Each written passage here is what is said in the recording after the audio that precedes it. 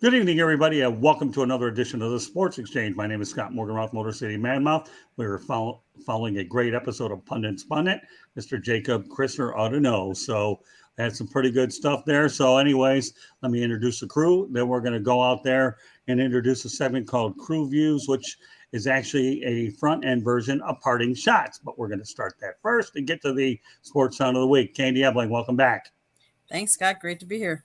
And Rick Curdy in a much different location, but nevertheless, he made it anyways. I'm still here. How are you guys? Doing great.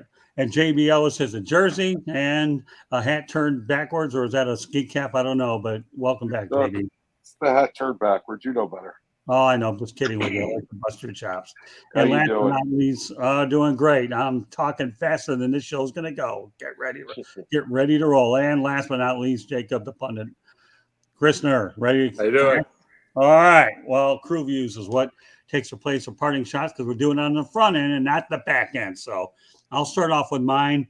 Micah Parsons says, I'm switching to QB1. My goodness. QBs who have gotten paid this week. Ready for these numbers?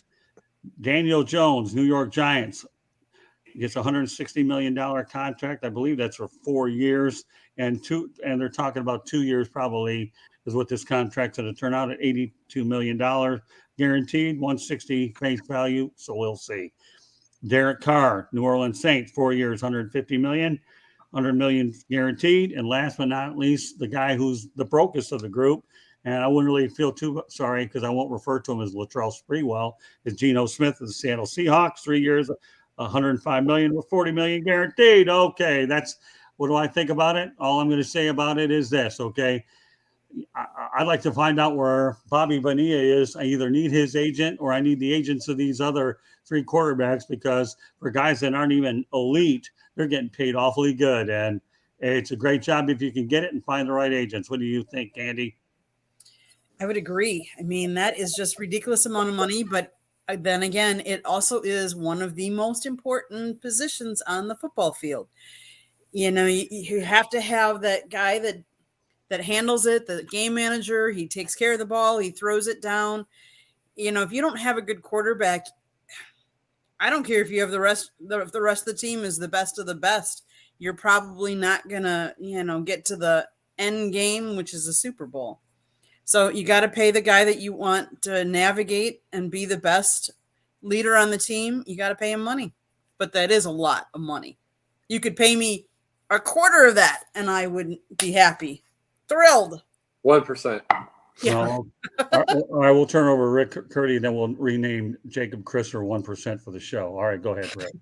It's ridiculous amount of money they're getting, but Deshaun Watson's the one that set that bar. And so they're saying, well, if Deshaun Watson getting that money and he hadn't played in a year or 2 years, I should get that much money. And Geno, he's a journeyman. He had one great year. The second half, but they're desperate. And Saints needed a quarterback. Derek Carr, I don't have a problem with because he's put up some good numbers. He's had a good career. But Daniel Jones, what did he throw, like 12, 13 touchdowns? And even before that, he struggled. So it's just desperation. I wouldn't do, especially with Geno and Daniel Jones. I mean, that's just crazy. And Geno's not even a franchise quarterback. And then I think Pete Carroll said that they're still looking that they probably will still they might draft a quarterback. So you're going to pay this dude like over $50 million guaranteed. You're still looking for a quarterback. It's just dumb. It's not my money, but to me, it's just desperation to me. All right, Mr. 1%. I am a 1%er, I'll tell you. I wish. But right. No, this is what I have to ask. It's like, see, I brought up during the playoffs that Brock Purdy had changed it all. He just really has. Because now these teams are completely and utterly desperate to get to these games. I mean, it's like, and it's by itself. You just take a look at let's look at the thing for it. Let's look at the deal for it. Not only are you doing Daniel Jones, which is a ridiculous amount of money for him, but it's also the team. And remember, they also tagged Saquon Barkley. So they're looking to keep the team. Here's the thing with here's the deal with Derek Carr. He's inside of a stadium. He's inside of a dome, and he's going to have 11 dome games this year. So there's going to probably be 5,000 yards, even if they're 7 and 10 or 8 and 9. It's like, but they're thinking, you got to remember, he's had 2 winning seasons in 9 years and 1 playoff. And I think even at playoff, he had a broken leg. So the biggest thing that we're looking at is everything is complete desperation. In the end, it's also putting butts in seats through offense, because I remember in Pittsburgh, this wasn't just a booing situation when Trubisky was out there. In regards to anything, 40% of the stadium was empty. That also makes things change. You would never thought that they would have done that, but they will literally get out. They'll leave now. So basically, this is all desperation, completely. All right, JB. So let's start with the Giants. The Giants are suffering for Brian Dable's success as a rookie head coach. Now we're stuck with Daniel Jones for 2+ years, where, had we kept horrible coaches, like Joe Judge an extra year, we may have gotten a chance to draft our future. Now we're stuck with Daniel Jones, who is mediocre. Dable, I think, got the most he could get out of him last year. He has no receiver, so maybe they get a good receiver. But I still don't think that makes him an elite quarterback or a top-tier quarterback, a good quarterback. He's at best, at his top of his game, near the top of the second half of the league. And he's getting $40 million a year. 40, not 4, 40. So that's a huge issue. Then you have Carr, who he was horrible in Oakland. The guy, in my opinion, has done nothing.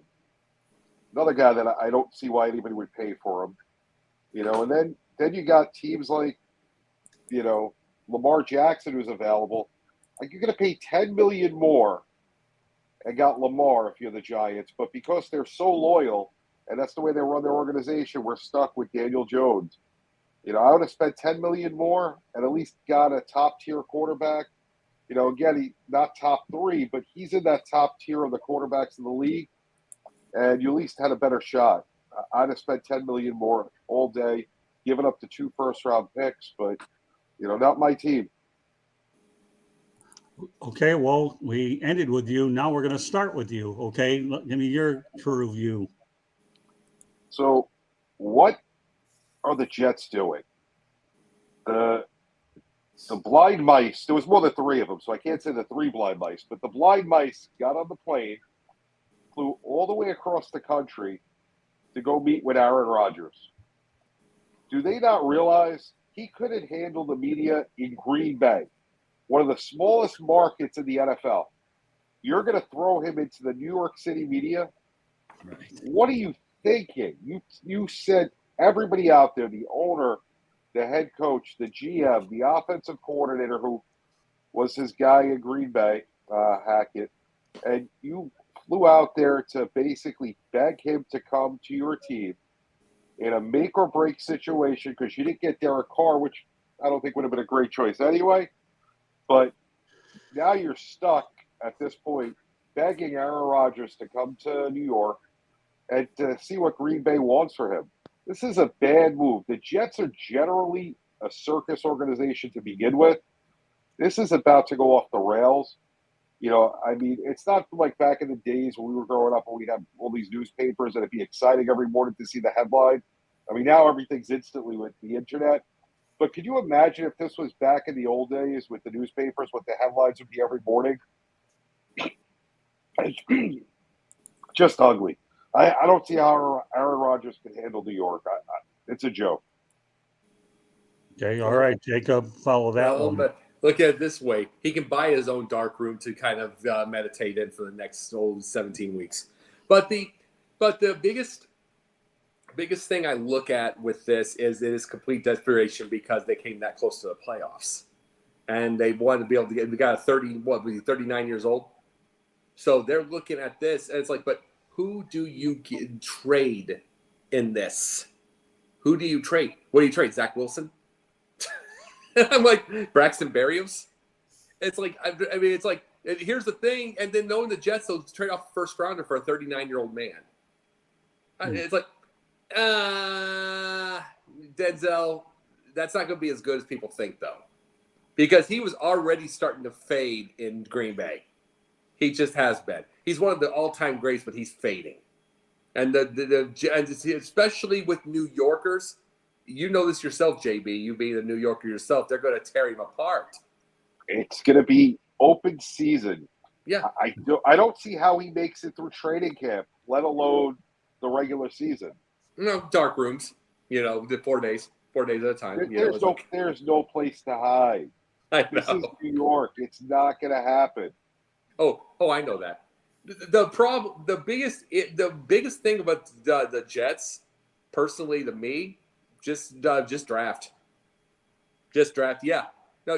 Yeah. No. Zach Wilson's horrible, but I'm talking about, are you going to get rid of him how can you get rid of him? Who wants him? Who wants Zach Wilson? He is a spoiled crybaby, and Rick would agree with me on that. He's a spoiled crybaby. He's terrible. He's not that good. He could throw the ball a long way, but he has no QB IQ. No, 4 of them. 4 of them. Make sure he doesn't go this week. Make sure he doesn't have any this week. I'm sure by the end of the week, I'll probably have 8 or 10 of these 2 leaders by the end. No, we traded for 4, so you're having 4. But no, with Aaron Rodgers though, I say no. It's like, and plus the fact, here's the thing, another deal with Green Bay. Zach, I'm sorry with that. Jordan Love's terrible. Been saying it since he was drafted. He's terrible. And then they're giving him a shot. They're going to give him a shot. They're going to find this out really fast, going through a whole game. They average like about 13 points a game in his games he's played. He had one game of like 27. Yeah, but Jacob, you got to rebuild sometime. But it's got to be someone else. They're not going to win. What does it matter? Get a good draft pick and get a quarterback in the draft. That doesn't hurt them. Believe me.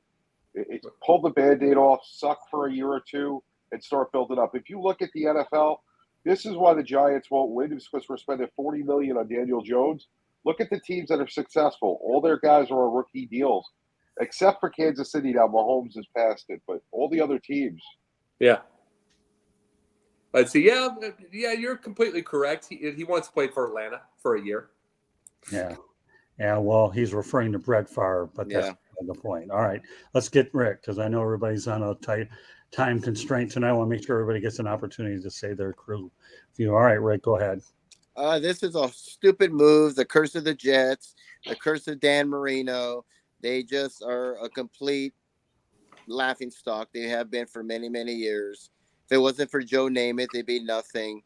He's a 39-year-old quarterback who's a flake, who's a whack job, who chokes in the playoffs, and you're going to trade to get him for 1 year? I mean, they did that with Brett Favre, and I think he led the NFL in interceptions that year, and then he left and went to Minnesota or whatever. But, I mean, this is just dumb. It doesn't make any sense. Zach Wilson stinks. You missed on him, but nobody wants him. So, I mean, this is just a desperation move. I see it totally backfiring, and I do see the media just going after Aaron Rodgers because he's such a flake and he's such a weirdo and he's such a drama queen. And he's a great regular season quarterback, but in the playoffs, not so much. So this is dumb. Candy? Okay, let's face it. Aaron Rodgers is not only is he in the decline, he might want a Super Bowl, but he's got to be all in. He was not all in with that team last year. He doesn't want to practice. He doesn't want to come to training camp. He thinks he's above that. Well, I'm sorry, but if you have new receivers, you have new teammates, sometimes you need that time to gel. If his heart is not in it, retire. But let's face it, if he goes to the Jets, and that's a big if, the Packers are going to put a hefty price, knowing what they know and knowing who else is out there at this point. Jets, hey, if you want to give us, everything, go right ahead. You can have Aaron. He's only going to be there at most 1 to 2 years. He doesn't have more than that in him. He doesn't want to have that more than that in him. Let's face it, he's made more money than he needs to. So what is his motivation left? if he thinks he can win a Super Bowl. Can he? I don't know. That remains to be seen. All right. That's The it. only thing I'm going to say about this is number one, and everybody might think I'm crazy, but I don't really frankly care anyways. Zach Wilson can get fixed with the right coaching staff in the right area. He is very salvageable. And I'll tell you why I say that, because I saw this guy play in a bowl game down here, and he shredded Central Florida. He really did. So I think any quarterback can get fixed if you have the right coaches around you. I really do believe that. And number two, you guys are all right. So I have to use another one-word answer about the New York situation called ditto. So now we've had two one-word answers, okay? Ditto and absurd on the same night, okay, for two different shows. That's it. But I think Zach Wilson can get fixed. Josh Rosen got hosed in Arizona. I think he could have been all right too had he have had the right coaches. I know about coaching staffs. I've been around them for 40 some odd years. When you start with Don Shula, you work with Wayne Fonts, and you work with a myriad of Jaguars coaches. You do pick their brains a little bit, and you learn what these people are about. So Travis, Zach, 2 Super Bowls, 2 of them. yeah, there you go. Well, that's okay. But the reality is Zach Wilson can get fixed. I wouldn't mind seeing him go to the Texans or some other place where you give him a fair chance. A good offensive coach that will take him under the wing, let him sit with a clipboard 1 or 2 years. You know, you never know. There's a lot of bridge quarterbacks out there as well. So I'm not giving up on Zach, but Aaron Rodgers, okay. I don't know if you have ever taken up hunting before, but the New York media be hunting for you. Okay, next person. And you know what? Sorry to interrupt, but you know what would have been the smart move? They should have went to San Francisco and went after Jimmy G for multiple reasons. One, he's a game manager. He's not going to lose games for you. Two, he's not as old as Rodgers. And three, it would have stuck it to Belichick when they were ahead of the Patriots. So it would have been 3 great categories. But that's another topic for another day. My only problem with Garoppolo is he can't stay healthy. That's a big problem. All right, on to you, Jacob. Living in Atlanta. I'm North Atlanta, actually, but living in Atlanta right now, I want to ask this right here. What are you doing? Let me say this here. So you're saying you're not going after Lamar Jackson. You're not going after him because you want Desmond Ridder. That's 2 games. Desmond Ridder has 2 games. Lamar Jackson, 61 starts. He's 46-15. And mind you, I think he needed another offensive coordinator to get him past the Super Bowl and do all that, but it's either here or there. That's a winner. And I wonder how many people remember 1990, 91, 92. I remember how many people remember those years.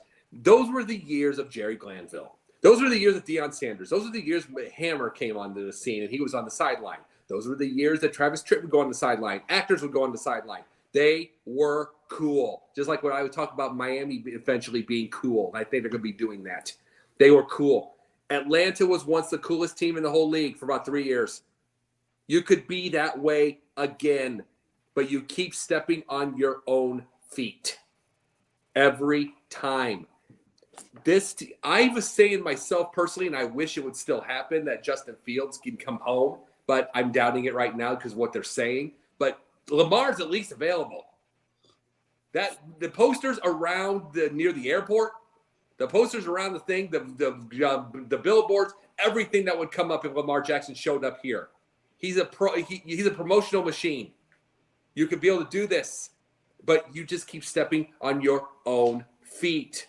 And there's a reason. There's almost a reason 28-3 happened. It's almost karma in a certain way. You've got to get over yourselves, and you've got to. I mean, you don't just stay with Desmond Ridder because you love him. There's a chance at a megastar. Take it. Okay, Rick. I know the Panthers reported that they're not interested in him. There's like 5 teams right away said they're not interested in him, and I think the Panthers are. I think he's a really great quarterback. I know he wants a lot of money. He probably should get all the money because if you're going to pay Daniel Jones all that money or Geno, he deserves more than that because he won an MVP, great record. I'm not really a fan. I think he's a great regular season quarterback. I just don't win. I don't see him winning a Super Bowl or getting down there that quick. Like I said, I think he's a really good quarterback, but I'm not really that big of a fan of him. So to me, I would just pass on him. And you'll probably have to give up a lot of draft picks anyway. So I'd rather just draft somebody. Like I said, I think he's a great quarterback, but I just don't think he could have the intangibles to win a Super Bowl. Just my opinion. Okay, Candy. Wow. Lamar, Atlanta. That would be interesting. I don't see it. Should they pursue him? You know, he's a good quarterback. He brings a different dimension to the game than a lot of the other quarterbacks because he does, but that's a lot of money. And because of the style that he plays, he is prone to get injured. It would be interesting to see where he will land. That's what I'm going to say. All right. Here's what I'm going to say about the whole thing. Number one, I work with Jerry Glanville. I actually saw the first game ever over at the Georgia Dome when Atlanta took on the Jets. It was pretty interesting, by the way, being at the first game ever at a new facility. Number two, okay, if you bring on Lamar Jackson, he gives you the Michael Vick feeling, is what you do, because you have another polarizing quarterback move with his leg. So why they're not considering it, to me, and Arthur Blank's willing to spend the money. I just, you're putting your eggs in the Desmond Ritter category. Remember, you just let Marcus Mariota go, so who knows where he's going to land. So, I like the idea of Lamar Jackson there, but the biggest issue I have with Lamar Jackson getting any kind of money really has nothing to do with collusion. It's about availability. Nobody can trust that this guy's going to be on the field as long as he has. How many games has he missed in the last couple of years? So that's where I struggle with Lamar Jackson and his availability. And bear in mind, they're putting on a non-exclusive tag, so they're letting somebody match the offer. So really, in terms of the situation out in New York, well, we already talked about it. So I think the Jets could be a player for him too if they can't get Rodgers. That's just a thought. All right, are we on to you now, Rick? No. On to JB. I get to answer. So if I'm Atlanta, as great as it would be to have Lamar Jackson, it comes down to, are you going to win? I always base everything on winning the Super Bowl, or at least getting to the Super Bowl. So is Lamar Jackson the piece that they're missing to make it to the Super Bowl? They have a lot of deficiencies. Just going out and getting a star, that may put people in the seats, but I guarantee you Arthur Blank is not losing money with the Falcons. So to get more people in the seats isn't necessarily the big issue. The concession stands in Atlanta actually are the cheapest in the league. They've done a great job of making it a family-friendly atmosphere. So if they really were hurting for money, they can raise the concession prices, which are phenomenally priced. So it's more than just about making money and putting fans in the seats. It's about putting a winning team together. When you're going to go and spend $50 million and give up 2 first-round picks when you need many different things to make your team viable, it's just not the right move. Okay. All right. I believe it's your turn, right, Rick? Yeah, it's my turn. Go ahead. So, Zion Williamson, he's hurt again. What a shocker. I'm just stunned. I can't believe it. This guy, he's a great player, but my gosh, that guy cannot stay healthy. And now we're supposed to be shocked that he's going to be out indefinitely. He hasn't even played a whole season. And then the Pelicans gave him how much money? This long contract extension for a guy who cannot stay healthy. It's ridiculous, and everybody's acting surprised. Too bad. I'm sorry. He's going in the bust category for me. I never was a fan of him when he was coming to the NBA. I think he's a great player. He's strong. He just cannot stay healthy. So Pelicans, you knew what you got. You gave him all that money, and still you don't have any, it's a mess. So good luck with you. You guys are doing good, but he's playing great. But again, he can't stay healthy. So buyer beware if you ever want to get rid of him or whoever wants him. just buyer beware because the guy can't stay healthy. And sorry, he's in the bust category for me. All right, Candy, before I turn over to you, why don't you read over the ticker, please? Oh, if you see that little red button in the lower right corner, it says please hit subscribe. Subscribe to our YouTube channel and you can see all of our different programs. We are striving for 1,000 subscribers. If you'd like to be a guest, send us topic ideas to southfloridatribune@gmail.com. If you want to advertise, call 954-304-4941. We're live on Facebook, LinkedIn, Twitter, and YouTube. Again, hit that red subscribe button. Okay, now your views, Candy. I agree with you, Rick. I mean, not playing, how much you pay these players, and they're so injury prone. It's ridiculous. I mean, I wish in my job I could get paid when I was injured. Like, that would be great, but it just doesn't happen. We pay these guys millions of dollars of money and they're injured, and it just blows my mind that they would throw that kind of money at him, knowing that. I still say there's got to be more incentive laid contracts, and I know it's not going to happen because they're not going to do that kind of. They'd want to get paid, but incentive based contracts, that would help. That would help maybe they wouldn't be injured quite as much. Okay. The only thing I'll say about this topic is Zion Williamson reminds me of Sam Bowie. He'll be a what if because of injuries. And for a lot of you folks that followed the NBA years ago, that Sam Bowie was picked ahead of Michael Jordan. I say more? No. All right. Now what we're going to do is we're going to talk about the sports down of the week. Hey, we us. Oh, I'm sorry. Hey, Right, I want to talk about Marshmallow. All right, go ahead. We There got you go. Glass Joe. All right. Go on. So we got Glass Joe in LA, Anthony Davis. So we need a nickname for Zion. He's going to be known as Marshmallow from now on because he's really soft. The dude is always hurt. It's really just a shame that some of these athletes' bodies betray them. Because I don't know, and it's hard to say because we're not around them 24/7. Is he putting in the work or not? And trying to do his best to stay healthy. I would hope that he is, and he's trying to get on the court. But for whatever reason, he just can't stay healthy. And it's a shame, because Marshmallow could have been one of the greatest players of all time. Instead, he's in Glass Joe's category. The weirdest injuries, the stupidest things. He's going to run out of his shoe, but never do anything in the NBA. And by the way, I was kidding with both of you guys to see how alert you were because you got confidential. Uh-huh. Oh, yeah. I Right. will got a show Right. afterwards. Not that you believe me anyways, but all right, go ahead, Jacob. Oh, Zion's hurt again. My Gasted is flabbered. I am telling you right now. I am so shocked.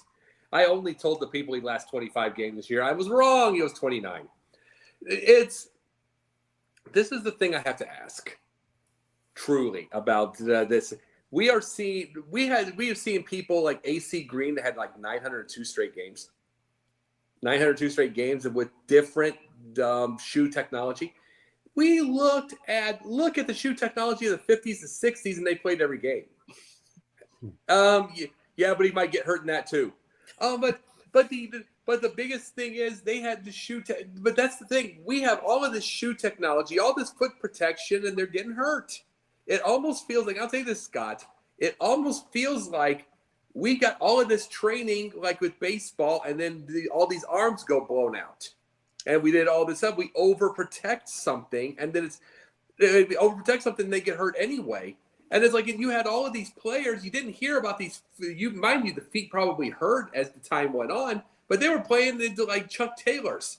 They were playing the Chucks with no protection, and they played every game. Hey, So don't you have to insult my Chuck Taylors with Converse. Let me tell you something, Mr. Christner, okay? Many years ago when I was playing in Little League, okay, my shoe fell off when I was running to first base. I was like a chicken laying eggs. And I'll tell you, my dad went over to All Pro Sporting Goods, got me a pair of Chuck Taylors and the high tops, and I never lost my shoe again. Go ahead. I was complimenting him. That's what I was saying. You. That was complimenting the Chuck Taylor, the Chucks. I'm kidding with you. Yeah, I know, but I'm saying I was complimenting the Chucks. It's like, but that's the thing about the Chucks. It's people were in them and you didn't hear about a bunch of foot problems. And we are seeing a pile of these right now with with these shoes being really over the top.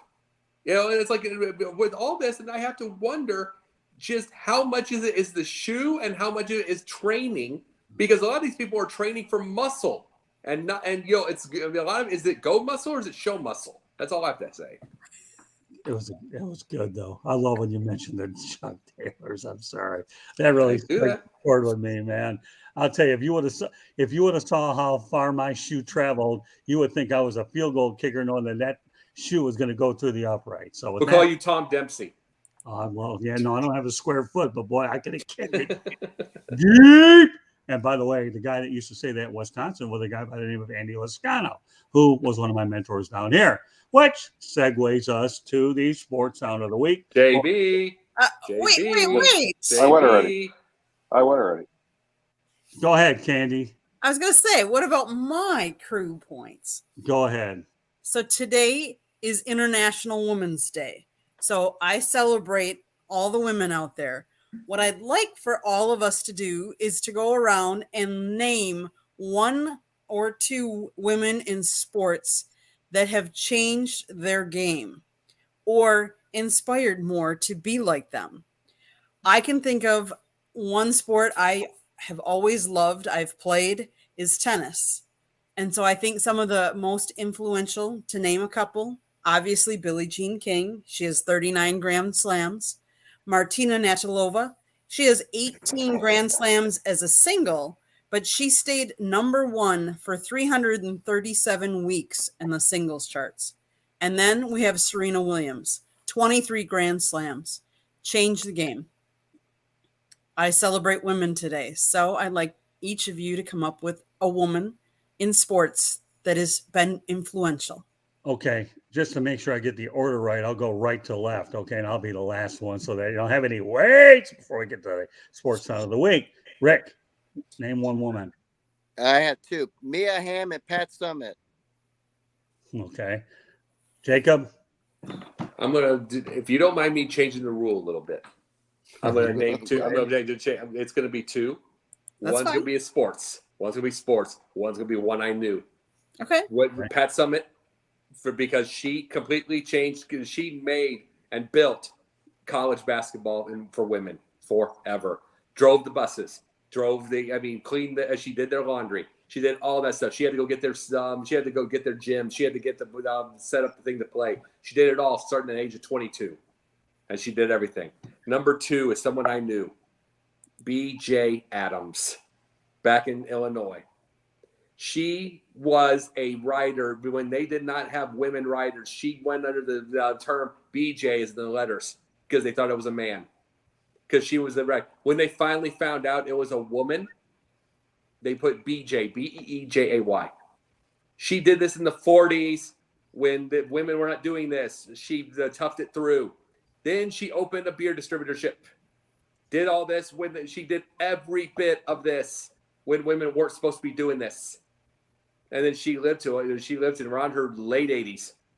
She lived in her late 80s, maybe early 90s. I think late 80s. She was as tough as it came. She was a grinder. She was as sweet as it was. She loved me to death. But I miss her. She's been gone for some time. I miss her dearly. But she's definitely a woman that needed to be remembered today. Because she did all of this when it wasn't supposed to be. Okay, on to you, JB. So you guys all mentioned some great women. Pat Summitt, when I was growing up watching basketball, I'd watch women's basketball, and Pat Summitt was women's basketball for a long time in Tennessee. I'm going to actually put a whole team of women, the U.S. Soccer team, because they are now and have surpassed the men's soccer team in popularity, which is unheard of, to think of a team of women, that are more popular than the male counterpart in a sport in our country, and we're pretty good as far as around the world as how we treat women. That doesn't mean we're perfect at it, because we're far from it. But our soccer teams, the women are more popular by far, night and day. and they've revolutionized the way they're getting paid. The way people watch soccer. It's a great thing to see. So I definitely would have to go with the women's soccer team. But there's so many great choices. Candy, your tennis choices were phenomenal. Nancy Lopes in the LPGA golf. Another phenomenal woman in sports. There's a ton of WNBA players. Lisa Leslie, Brittany Griner, what she just went through. So there's so many we could just sit here and talk about. And it's great to see that women have these opportunities. If you go back 40 years, 50 years, it wasn't like it is today. And a lot of the names we're mentioning is what paved the way for it. So it's actually great to see. All right, I got a few, and then we're going to go to the sports sound. We're going to let Rick Curry go out in the sports sound because I know he's only got a few minutes left. Number one, Pat Summitt's hard to argue against. We have one in Miami. We'll see how long she lasts, depending on how competitive the team is, Kim Ng. But the two I really want to mention are Martha Ford and Mrs. McCaskey, two women that are up there in age running the NFL teams. Now, I know Mrs. Ford turned over to her daughter. I don't care. But anytime you have two women like that running charter franchises, and Mrs. Ford and Mrs. McCaskey, that's incredible. But yeah, it's hard to really go ahead and argue against Pat Summitt. I think the world of her. And what can I tell you? Billie Jean King, you can't really argue against her either. And Chris Everett obviously played a big role in as well. Tennis has a million. You can devote an entire show on tennis ones, but I'm going to go with them and go from there. All right. Well, I got everybody in. All right. Scott, let me quick put one more person in there. One more woman, Carrie Walsh Jennings, because she has more beach volleyball titles than any man as well. Yes, so and she's phenomenal. She is. Okay. Great choices. Now, again, we could do a whole show on this one of these days, and maybe one of these days we will. Time permitting, we don't have it. So here's what we're going to do. I talk about Sports Town of the Week. Rick, I know you like to talk about the Milwaukee Milkmen, but they're not part of this whole equation. But we are going to talk about the state of Wisconsin, Milwaukee, Green Bay. But I do have breaking news here on the Sports Exchange. The Milwaukee Brewers 8, Great Britain 2 in Phoenix. No Prince Harry was there, no Prince Fielder. So if you believe that, good stuff. I don't think Prince Harry or Prince Fielder were there, but let's talk about the royal family. Milwaukee Brewers 8 and Great Britain 2. I don't know how much beer Great Britain had to drink before the game, but the Brewers get the win out in Phoenix. All right, Rick, this is your last comment here. I know you have to roll, so go ahead. So you talk about Great Britain. The main thing I should talk about is, does the area deserve an NHL team? We all know what your feelings are. Do you think Milwaukee deserves an NHL team, Rick? Yeah, I do. I think they would support it. I think they would be great. If not them, Indianapolis. But I think definitely Milwaukee should get an NHL team. Why not? They got the Brewers. They support the Packers. Let's bring hockey to Milwaukee. Okay. Any more you want to say about that, or you feel that sums it up on the? That sums it up. Just make it short and sweet. Just bring an NHL team to Milwaukee. All right, no problem. We'll see it. We'll see you tomorrow night. All right. Thanks, guys. Have a good night. Have a good one. Anybody know how they get a hold of you?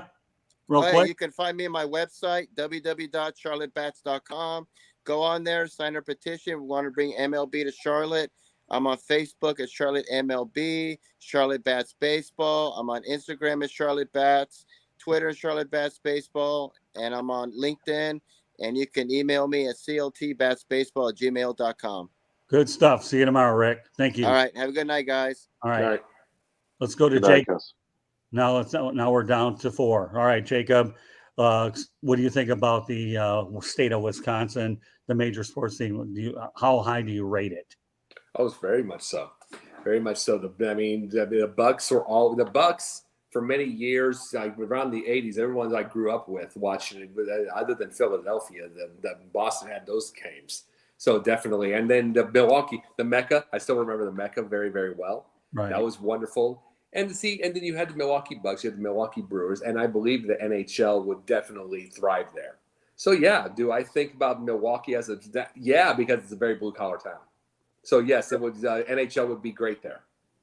Okay, all right, Jamie, give me your thoughts about the Wisconsin/Milwaukee Green Bay area as a sports town collectively. So It's such a great town. We're actually going to debut One Brewer's Way tonight. Candy and myself, along with John Shear and Carlos Morales, who's a relief pitcher in the Brewers organization. So it's such a great town that, we felt the need to add one of our shows to that market. I can't see any reason why, Milwaukee couldn't have a hockey team. The Bucks are well supported. The Brewers have passionate fans. I enjoy, the times I've been in Milwaukee. I think it's a nice little area. Especially going from Chicago, going up there, it's cheaper to go to games. The atmosphere is a little bit different. I have no reason to believe that Milwaukee couldn't support any type of team. Well, you know what? I view it as my adopted home area because I have a lot of great family up there. We also have a show called Fire Up Wisconsin that we put on once or twice a month. So if we didn't feel enough about Fire Up Wisconsin, it certainly wouldn't be on my network as well. I'll say this: excellent sports town, blue collar area, no doubt about it. The NHL should put a team in Milwaukee. Great rivalry with the Chicago Blackhawks. With that said, Candy, take us home. So I'm almost considering disagreeing with you guys. I don't know. As much as I love my hometown, Milwaukee, they have an AHL team. They feed into the Nashville Predators, but they're only averaging somewhere between 5,000 to 7,000 fans a game. And I just don't know the ticket prices of NHL, whether a blue collar team like Milwaukee would have enough fans to pay the prices of NHL games. Chicago is not that far from Milwaukee. Chicago is about an hour and a half. Are they traveling down to there? Would it be a good ticket? I don't know. And I don't know when they built the Fiserv Forum for the Bucks, if they built it, that it would be a good, because they tore down the Bradley Center, which was originally built for the Milwaukee Admirals for the hockey team. So do they have a stadium that they could really fulfill and get good crowds to? Just not positive. I guess I'm not convinced. And that's probably coming from someone that's from there. I'm just not sure.